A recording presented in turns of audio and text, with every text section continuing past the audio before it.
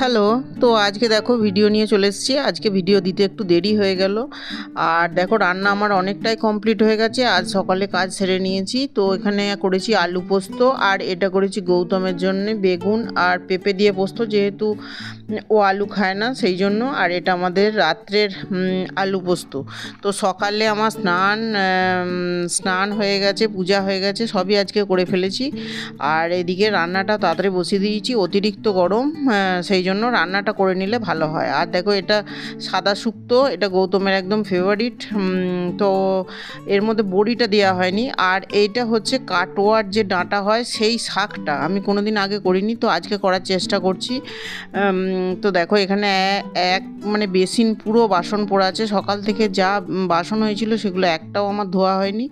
তো এখানে শাকটা করে নিচ্ছি, একটু মুগ ডাল দিয়েছি, মুগ ডাল দিয়ে আর একটু সর্ষে পোস্ত বাটা দিয়েছি, দিয়ে এটা করছি। তো মনে হচ্ছে তো খেতে ভালোই হবে। আগে একবার করেছিলাম, সেটা তেতো তেতো হয়েছিল, ভালো লাগেনি। তো আজকে করেছি, দেখা যাক কী হয়। অনেক চেষ্টা করে করেছি। আর একদম আমার সম্পূর্ণ সব কাজ হয়ে গেছে। দেখো সমস্ত বাসন মেজে ফেলেছি, আর গ্যাস ট্যাস মুছে নিয়েছি, সব কাজ হয়ে গেছে। তো কেমন ভিডিওটা লাগলো অবশ্যই জানিও, পাশে থেকো।